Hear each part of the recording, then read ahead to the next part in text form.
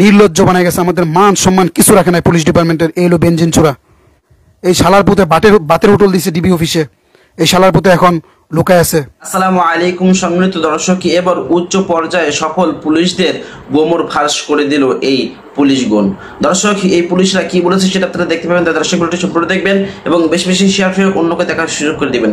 চলুন দর্শক, আমরা আগে ভিডিওটি দেখে আসি। সকলের দাবি, ঠিক আছে, আপনি পুলিশের আইজিপি, আপনি যদি কালো টাকা ইনকাম করতে পারেন তাহলে তাকে 50 লক্ষ টাকা কেন দিতে পারেন না? এ হলো বেনজির চূড়া,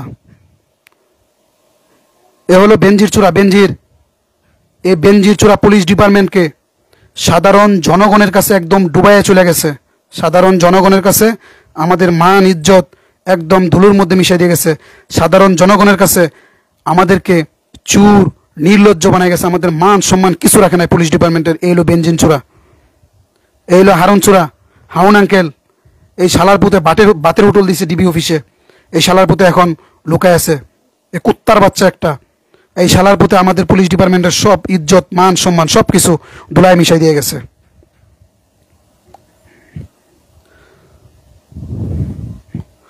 এই হলো মামুন্যা চূড়া। এই মামুন্যা চূড়া এখন দেশ সেরা বাগছে। এই মামুন্যা চূড়া দেশ সেরা বাগছে, আমি জানি। নাইলে আমাদের পুলিশের যে অবস্থা হয়েছে, সে আমাদেরকে কোনোভাবে সাপোর্ট করে নাই, কোনোভাবে আন্তরিকতা দেখায় নাই। সাধারণ মানুষের উপরে কোনো ধরনের বক্তব্য দেয় নাই যে পুলিশ সদস্যদেরকে আর আপনারা মারবেন না, এই ধরনের কোনো বক্তব্য না দিয়ে সাধারণ মানুষকে কিছু না বলে সে চলে গেছে। সে বাংলাদেশ ছেড়ে চলে গিয়ে সে আমাদের উপর আপনাদের উপর বক্তব্য দিতেছে। আমি আরেকটি আমার একদম শেষ অধ্যায়ে আমি চলে আসছি। আমি শেষের দিকে আমি দুটি কথা বলতে চাই। আমাদের পুলিশ সদস্যদেরকে আমরা যে 11 দফা দাবি করলাম, এই 11 দফা দাবিতে আমরা চাই আমাদের এই দাবিগুলো মানতে হবে। 1, পুলিশকে রাজনীতিমুক্ত রাখতে হবে এবং নিরপেক্ষতার সাথে কাজ করার সুযোগ নিশ্চিত করতে হবে এবং স্বাধীন বিচার বিভাগের সাথে সম্পৃক্ত করতে হবে। 2, সকল পুলিশ হত্যার দৃষ্টান্তমূলক শাস্তির ব্যবস্থা করতে হবে। 3, নিহত পরিবারের ক্ষতিপূরণ সহ সেই পরিবারের ন্যূনতম একজন সদস্যকে সমপদে নিয়োগ নিশ্চিত করতে হবে। 4, আহত সকল পুলিশ সদস্যদের ক্ষতিপূরণ সহ সুচিকিৎসা নিশ্চিত করতে হবে। 5 নম্বর হলো 8 ঘন্টার বেশি ডিউটি পালনে বাধ্য না করা, 8 ঘন্টার বেশি ডিউটি পালনে ওভার ডিউটি সুবিধা দেওয়া। 6, শুক্রবার শনিবার সহ সকল সরকারি ছুটি ভোগের সুযোগ প্রদান। দেশের স্বার্থে জনগণের স্বার্থে ছুটি ছাড়তে না পারলে অতিরিক্ত কর্মদিবস হিসাবে আর্থিক সুবিধা অন্তর্ভুক্ত করা। 7, র্যাঙ্ক ব্যাচ বাদে সকল পুলিশ সদস্যদের একই পোশাক ও অন্যান্য আনুষঙ্গিক বিষয়াদি থাকতে হবে। 8, ঊর্ধ্বতন কর্মকর্তাদের বিরুদ্ধে যৌক্তিক অভিযোগ জানানোর কার্যকর ও নির্ভরযোগ্য অভিযোগ সেল গঠন করতে হবে। 9, পুলিশ হেডকোয়ার্টার্স থেকে শুরু করে সকল metropolitan police office, arm police battalion police office, জেলা পুলিশ লাইন্স, পুলিশ হাসপাতাল, থানা, পুলিশ ফাঁড়ি ক্যাম্পের নিরাপত্তা বেষ্টনী জোরদার করে পর্যন্ত আধুনিক অস্ত্রের মজুত করে নিরাপদ কর্মস্থল নিশ্চিত করতে হবে। 10 নম্বর হলো ট্রেডম্যান সহ সকল পদে পদোন্নতির যথাযথ পদক্ষেপ গ্রহণ করা ও বদলির আদেশ দানে নিজ জেলার নিকটবর্তী জেলার প্রাধান্য নিশ্চিত করা। 11, বাংলাদেশ পুলিশ বাহিনীর মর্যাদা রক্ষায় পুলিশ সংস্কার আইন প্রণয়ন করা। 11 দফায় যুক্তির দাবি বাস্তবায়ন না হওয়া পর্যন্ত কর্মবিরতি ঘোষণা করছি ইনশাআল্লাহ। এই দাবিগুলো না মানা পর্যন্ত সারা বাংলাদেশের যত পুলিশ সদস্য আছে যারা কর্মবিরতি দিতে ইচ্ছুক তারা কর্মবিরতি দিবেন এবং আমরা কর্মবিরতি দিব। আমরা পুলিশ ডিপার্টমেন্টে হাজির হব না আমরা যতক্ষণ পর্যন্ত আমাদের দাবি না মানা হবে। আমাদের দাবিগুলো আগে মানতে হবে, পরবর্তীতে আমরা সকলে যার ইউনিটে আমরা হাজির হব। এর আগে আমরা কর্মবিরতি দিলাম। আমি আরেকটি কথা বলতে চাই, আমাদেরকে বিভিন্নভাবে হয়রানি করা হয়। আমাদের প্রতি মাসে একটা কল্যাণ সভা হয়, দরবার প্যারেড হয়।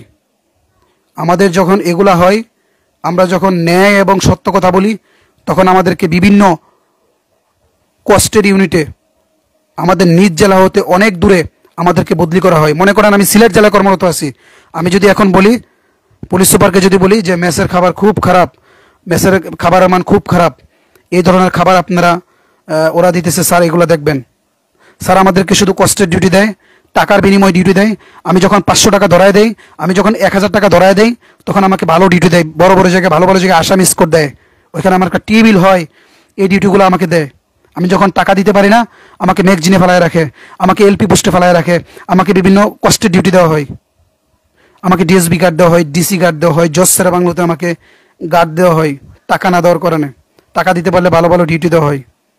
এই ধরনের সকল কিছু বন্ধ করতে হবে। এগুলা যখন আমরা বলি, আমাদেরকে পোস্টিং করে দেয় রাঙামাটি, আমাদেরকে পোস্টিং করে দেয় কক্সবাজার, আমাদেরকে আর্ম ব্যাটালিয়ন পুলিশে পোস্টিং করে দেওয়া হয়, আমাদের নিজ জেলা হতে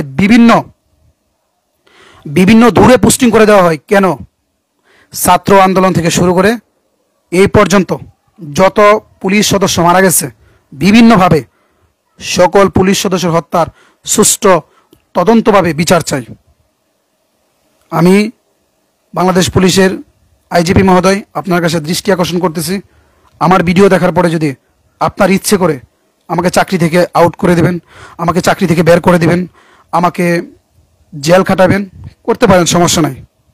আমাকে আপনাদের যা ইচ্ছা করতে পারেন। তবে আপনার কাছে অনুরোধ, কিয়ামতের আগ পর্যন্ত পুলিশ ডিপার্টমেন্টকে সুন্দরভাবে, আবার পুলিশ ডিপার্টমেন্টের আইন সংস্কার করুন। কিয়ামতের আগ পর্যন্ত যত মানুষ পুলিশ ডিপার্টমেন্টে আসবে, তারা যেন সুন্দরভাবে চাকরি করতে পারে আমার জীবনের বিনিময়ে।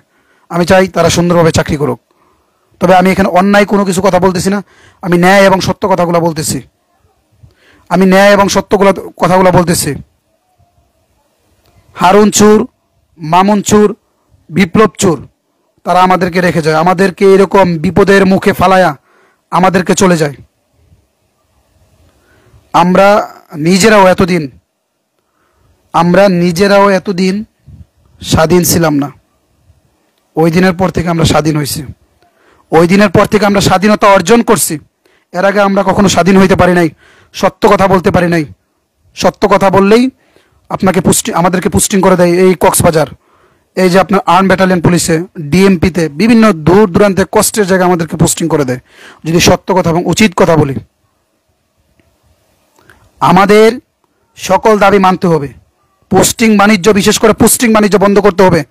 পুলিশের যে আইন প্রণয়ন, পিআরবি ব্রিটিশ যে আইন তৈরি করে দিয়ে গেছে, এগুলা সবগুলা প্রত্যাহার করতে হবে, নতুনভাবে আইন প্রণয়ন করতে হবে।